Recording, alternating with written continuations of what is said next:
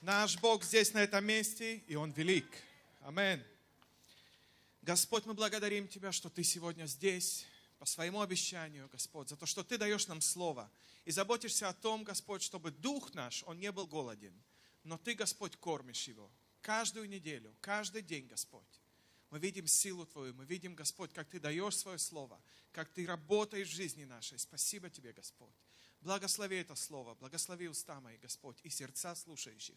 Принять, Господь, то, что Ты хочешь сказать сегодня нам во имя Иисуса. Аминь.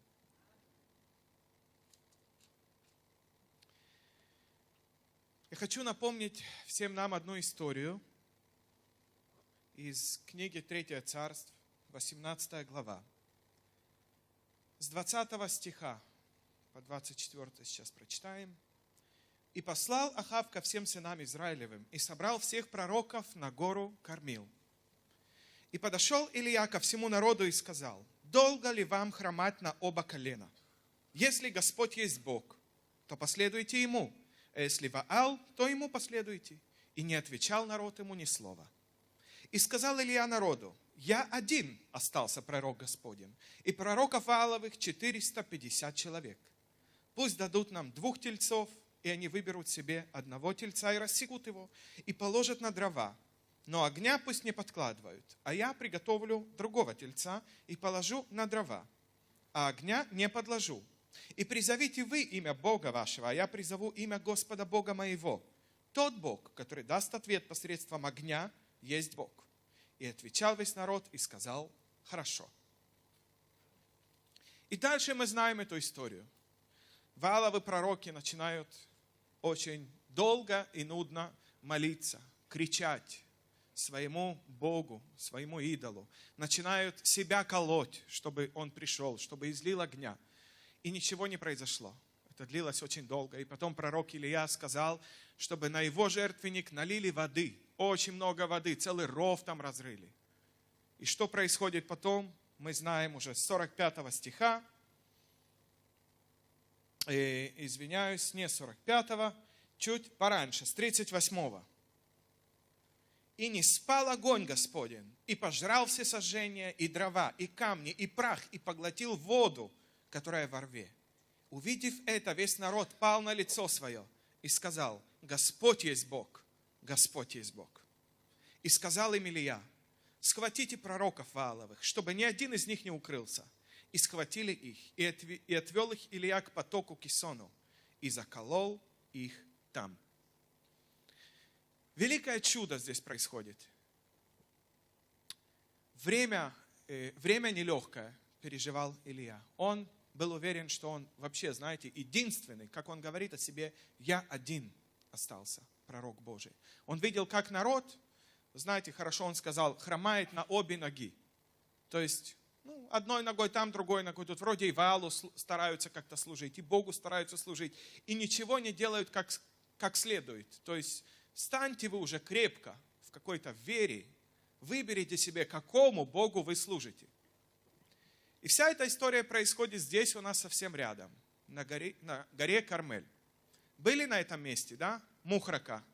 Наверху на Кармеле, там стоит памятник пророку Илии, как он стоит с мечом и рубит этих пророков Вааловых. И история такая: мощное проявление Божьего чуда. Аминь. Мощное проявление. Мы когда читаем это, мы только можем сказать: вау, какой сильный Бог и какой сильный пророк Илия. Какая вера у него была, какой духовный человек. Как Бог через него проявлялся.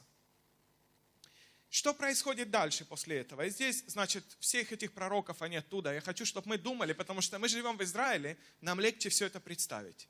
Вот оттуда, да, это Мухрака, это вот где Далиат-эль-Кармель, там на Кармеле, они спускаются вниз, гонят всех этих пророков к речке Кишон. Да, мы знаем, где она протекает. Она здесь втекает в заливе в море, но она идет еще там, вот возле Кармели внизу. И там они спускаются с горы, и туда, возле этой речки, они всех этих пророков убивают, 450 Вааловых пророков, туда в речку их, да, говорят, что тот запах, который до сегодня есть в этой речке, это вообще не от Батей-Зикук, а это все еще от тех пророков. Вот. Но все это происходит. Вы знаете, это тоже чудо. Мы иногда, смотрим там боевики какие-то. Выходит там какой-нибудь Рэмбо, и там только так, 100-200 человек, и у него патроны не кончаются, во всех попадает, а в него никто попасть не может. Но мы там, вы думаете, эти пророки не сопротивлялись? Да, тут написано, что их погнали, пошли много людей. Но там написано, что один Илья их убивал. И Илья заколол их там. Представляете, какое-то чудо просто тоже. 450 человек. Это просто, действительно можно крутой боевик тут сделать вот на эту тему. Но идем дальше. Значит, дальше есть история еще одна. Мы знаем, что до этого 3 года не было дождя, была засуха в Израиле. И мы как-то говорили об этом. Вы помните эту историю с маленьким облачком размером с кулак? И вот там снова Илья идет и исповедует, и говорит, а теперь пойдет дождь. Он говорит царю Ахазу, давай собирай свою колесницу, езжай быстрее домой, а то тебя дождь застанет. И потом также, по вере его, начинает идти дождь. 45-46 стих мы прочитаем. «Между тем небо сделалось мрачно от туч и от ветра, и пошел большой дождь. Ахав же сел в колесницу и поехал в Израиль». Где был Израиль? За Афулой, дорогие. Еще южнее Афулы, туда, в сторону Гильбоа. Там был оригинальный древний поселок Израиль. И вот он, значит, Ахав, царь, на колеснице. Мы не знаем, сколько лошадей было в эту колесницу впряжено. Может быть 4, может 6. И вот он на этой колеснице, 6 лошадиных сил, 4 лошадиные силы, мы не знаем, но скорость, я думаю, была хорошая. И что написано? «И была на Илии рука Господня. Он опоясал чресла свои и бежал перед Ахавом до самого Израиля». Представьте эту картину, вот эта скорость. Он бежал быстрее этой колесницы перед Ахавом с горы Кармель до Афулы. Еще даже дальше туда, в сторону Бейт-Шеана. И бежит всю дорогу. Сколько? Километров 30, я не знаю. Все это время он бежит впереди колесницы. 20 километров, 30, в общем, хорошо. И вот еще одно чудо. Мы только можем говорить, вау, какой великий Бог, какие чудеса Он творит. Вы знаете, можно ли сомневаться в Божьей силе после всего происшедшего? Нет. Да, вот 3 года засухи было, народ служит Ваалу, пророков Божьих убивают. И тут вдруг резко происходит вот за один день, за пару дней столько чудес. Значит, огонь с неба не сходит на жертвенник, да? Вообще, жертвенник, который мокрый весь, залитый, то есть с точки зрения физики это вообще как-то не укладывается, невозможно. И не просто он сожрал всю воду, даже прах весь сожрал, то есть вообще ничего не осталось от этих жертвенников. Такой сильный огонь. Потом, другое чудо, он один, Илья, заколол эти 450 пророков. То есть это только вообще со сверхъестественной силой можно сделать. Дальше дождь пошел, после того, как он провозгласил и сказал, сейчас пойдет дождь. 3 года не было дождя. И потом он бежит перед колесницами до самого Израиля. То есть сила Божья на нем, вот знаете, пик просто силы Божьей вот в этот момент на пророке Илии. Мы все можем очень сильно впечатлиться происшедшим, но когда мы продолжаем в 19 главу, мы видим немножко другую картину. Давайте прочитаем с 1 по 4 стих. «И пересказал Ахав Изавеле все, что сделал Илия, и то, что он убил всех пророков мечом. И послала Изавель посланника к Илии сказать, пусть то и то сделают мне боги, и еще больше сделают, если я завтра к этому времени не сделаю с твоею душою того, что сделано с душою каждого из них». То есть этих пророков. «И увидев это, он встал и пошел, чтобы спасти жизнь свою, и пришел в Версавию, в Бершеву». Далеко пошел, которая в Иудее, и оставил отрока своего там. А сам отошел в пустыню на день пути, еще на 1 день южнее, вообще в Негев, там, где Мицпе-Рамон, мы не знаем. И придя, сел под можжевеловым кустом и просил смерти себе. И сказал, довольно уже, Господи, возьми душу мою, и не лучше я отцов моих. Как? Это тот вопрос, который задается. Как такой великий, такой сильный Божий пророк после всего происшедшего, сверхъестественного, сидит и вот заходит, вот так вот депрессует. Скрылся в пустыне, сидит, схватился за голову и говорит: Боже, все. И знаете, он тут несколько раз повторяет в этих главах: я один, и моей души ищут. Все это время он считает, что он просто вот один такой правильный, такой пророк. Но и за ним все гоняются. И он говорит: Господи, все, я устал. Он сидит, плачет, и до такого дошел, что все. Говорит: Господь, хочу умереть. Забери душу мою у меня. Я устал. Я устал. Я думаю, у каждого сильного человека, духовно сильного, есть такие моменты. Когда мы доходим, вы знаете, силы наши уже иссякают просто. Вроде видим силу Божию, вроде видим чудеса, вроде видим такие проявления, такие знамения, но вдруг приходит момент, когда все, ты просто ослаб. И уже вроде и смысла нет жить. И что происходит потом? Вы знаете, Бог не осудил его за это.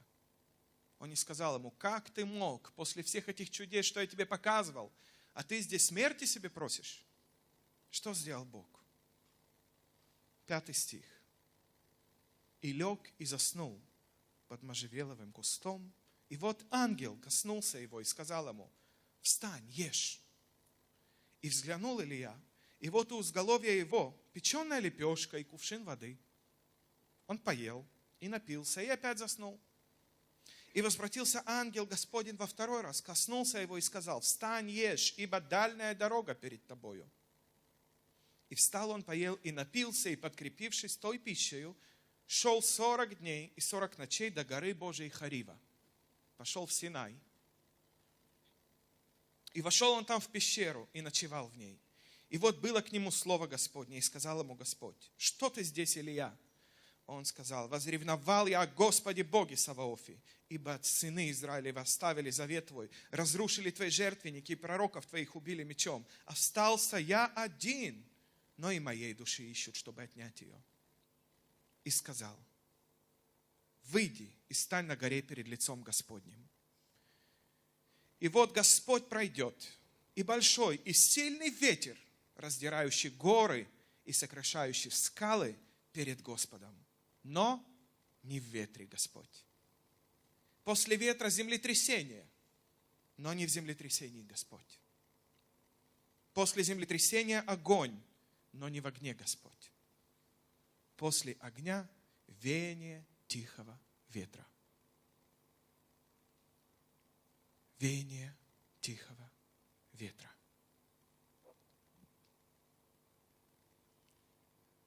Сильное откровение в этих вот стихах просто сказано. Бог что-то пытается сказать ему. Что значит? Будет сильный ветер, но не в этом ветре Господь. Будет землетрясение, но не в этом Господь. Будет огонь, но не в огне Господь. А Господь в чем? В тихом веянии ветра.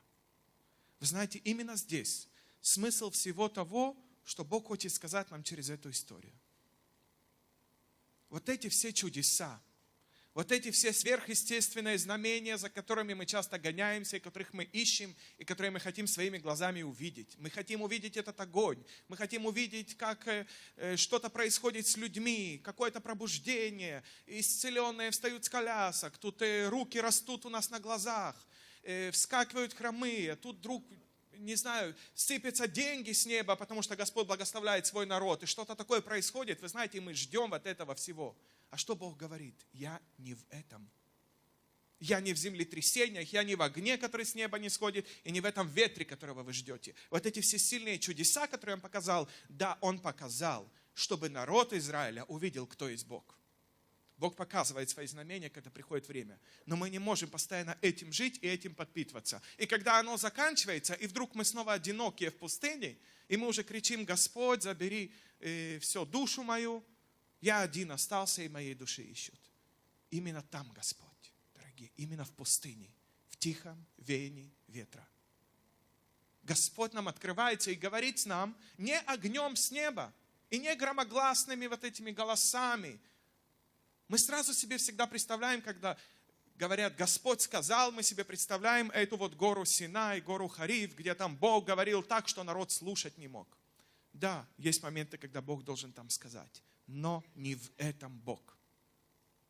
Он говорит нам, знаете как, тихо, между строк, что можно заметить, а можно не заметить. В основном каждый день, когда нам трудно, когда мы вот в пустыне сидим одни, Он посылает своего ангела, и Он тихо и спокойно, в тихом дуновении ветра нам скажет именно то, что мы должны знать на этот момент. Вот в этом наш Бог. Аминь. Понимаете, о чем я говорю? Были у вас такие моменты в жизни? Аминь. И что дальше идет? Да, вот мы прочитали. В 13 стихе написано: «Услышав сие, Илия закрыл лицо свое милостью своей, и вышел, и стал у входа в пещеру, и был к нему голос, и сказал ему: что ты здесь, Илия? Он сказал: возревновал я о Господе Боге Саваофе, ибо сыны Израилевы оставили завет Твой, разрушили жертвенники Твои, пророков Твоих убили мечом. Остался я один, но и моей души ищут, чтобы отнять ее». И вот снова уже который раз он повторяет. Царю Ахаву он сказал, и ангелу он сказал, который пришел к нему накормить его, и Богу он говорит. Вот когда он же встал перед Богом, и Бог спрашивает, что случилось, и он говорит: остался я один, такой вот, и моей души ищут.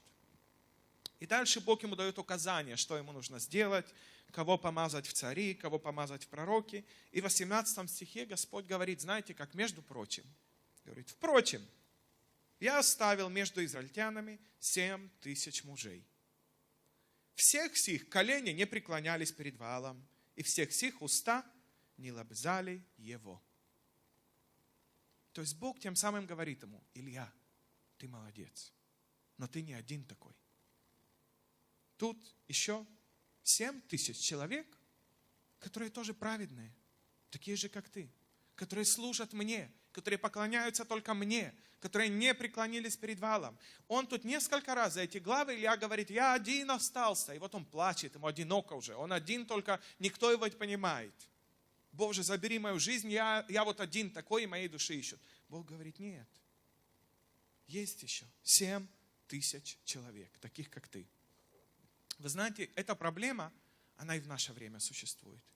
Вот мы часто не замечаем людей, которые еще, знаете, вокруг нас что-то делают, как-то служат. Нам легче вот осудить их, увидеть их недостатки. Себя мы понимаем. И вот бывают такие моменты, когда такое ощущение: вот я один стараюсь, вот я делаю, вот для чего, вот для кого я стараюсь. А посмотри на других, они ничего не делают. Или делают как-то не так, или делают неправильно. Или они какие-то вообще непонятно, что с их жизнью происходит. Да как вообще Бог может через них работать? И вот нам легче других осудить, служителей, и сказать: Господь, я один такой, вот я один, вот я служу Тебе. И все, и моей души ищут, и никого другого нет.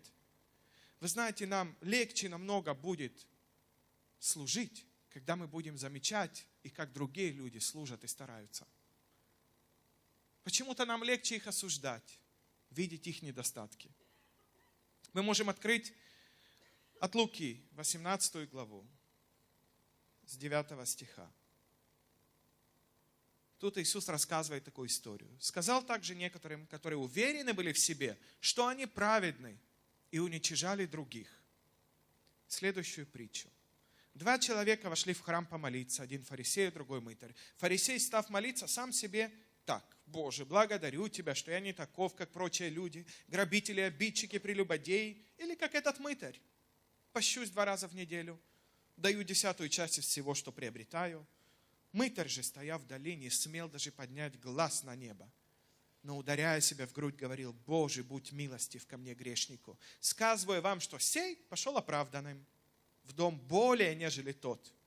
Ибо всякий, возвышающий сам себя, унижен будет, а унижающий себя возвысится». Вы знаете, мы, может быть, смотрим вокруг, и нам кажется, что все вокруг нас грешники. Вы знаете, оно так есть, и мы грешники. Нам кажется, а вот эти, а мы не такие, а мы стараемся. А мы ходим на служение, а вот те уже иногда ходят, иногда нет, а эти вообще перестали ходить. А вот мы там платим пожертвования десятину, а другие не дают. А вот мы там слушаем проповедь, а другие там сидят в телефонах в это время. А вот мы там то, а вот мы такие правильные.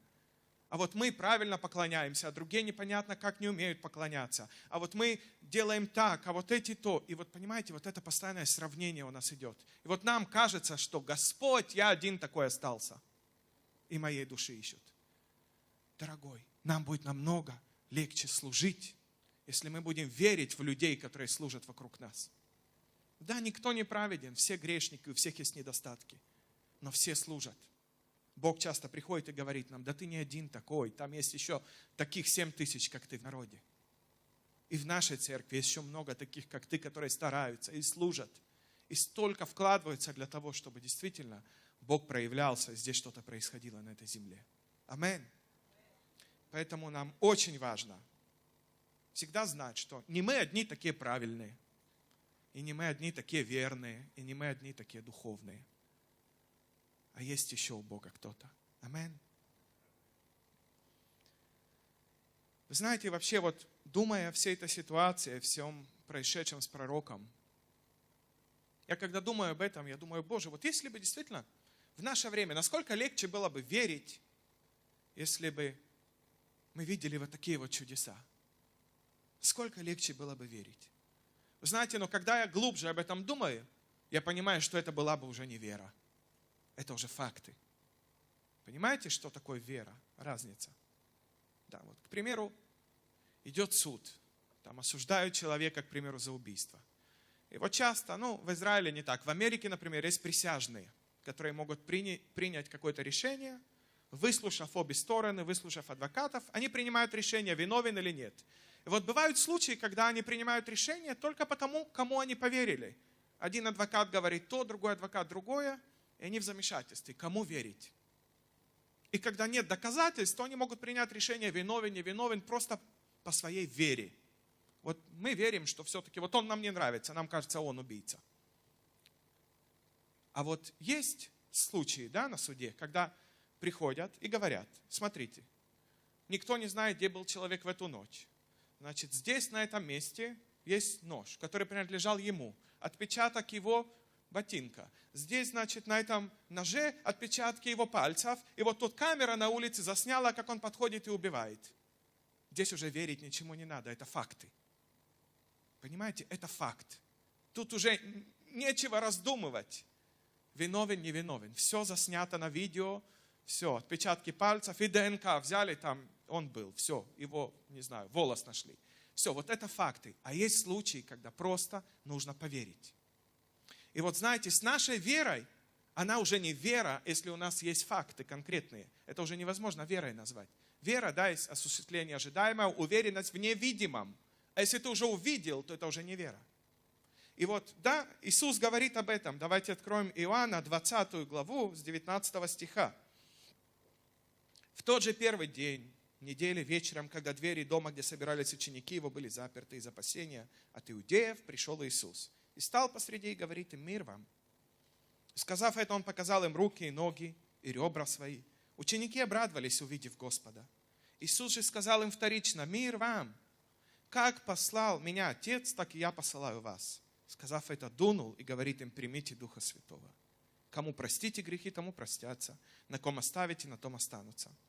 Фома же, один из 12, называемый Близнец, не был тут с ними, когда приходил Иисус. Другие ученики сказали ему: мы видели Господа. Но он сказал им: если не увижу на руках его ран от гвоздей, и не вложу перста моего в раны от гвоздей, и не вложу руки моей в ребра его, не поверю. После 8 дней опять были в доме ученики его, и Фома с ними.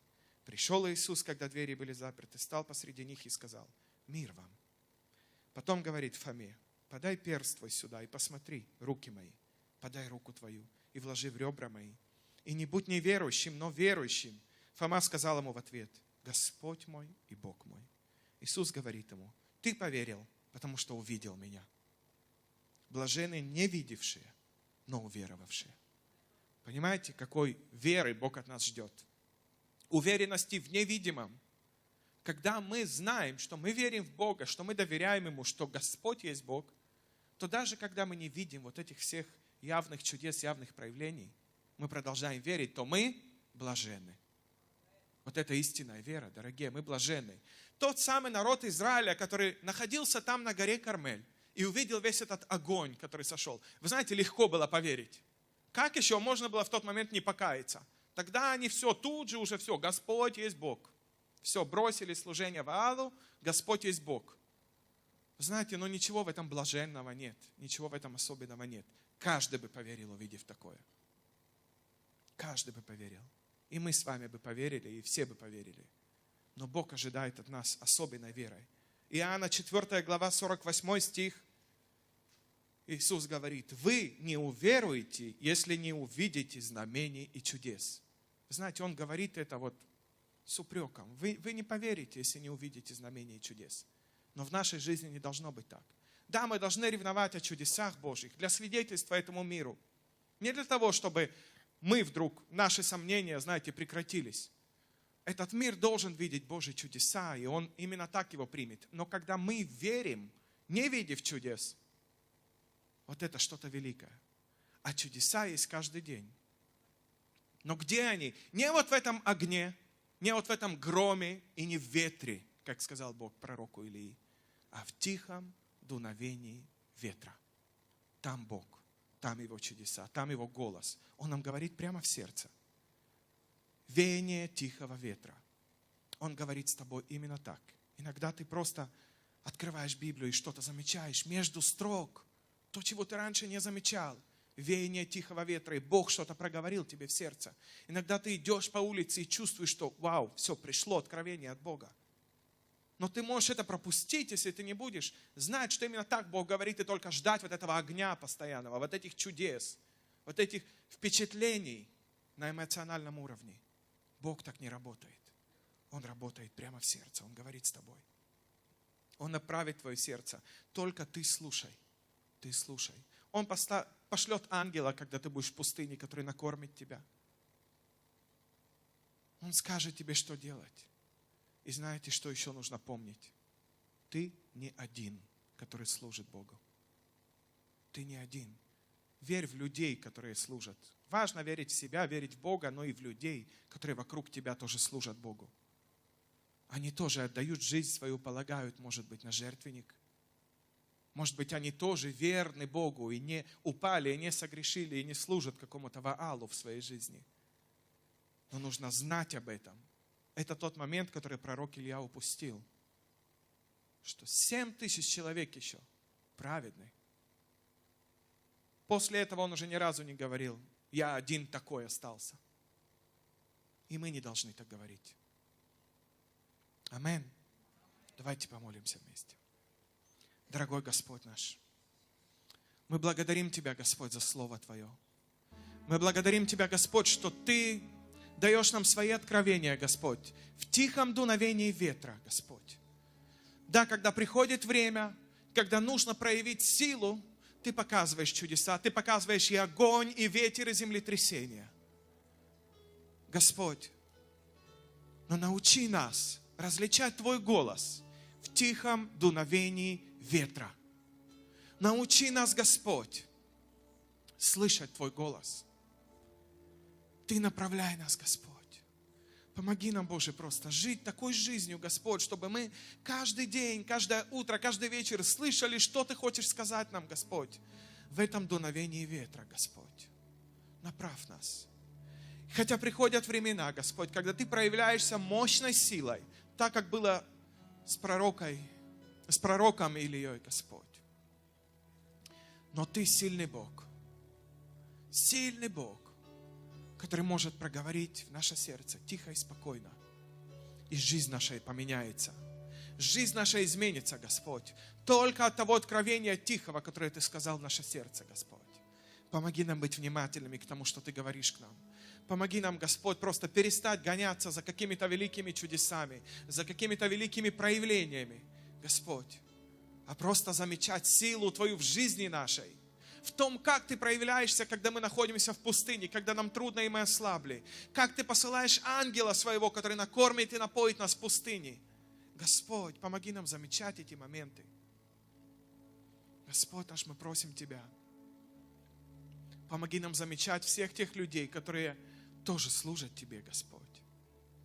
Которые тоже отдают свое сердце, чтобы Тебе служить, чтобы людям служить.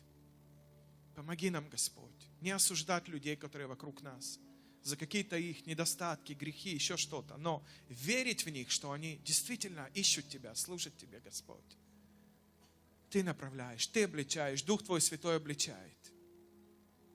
Господь, сегодня, Божий, коснись нас, косни сердца нашего, Господь, чтобы перемены пришли в жизнь нашу, чтобы мы слышали и замечали голос Твой, тихий голос.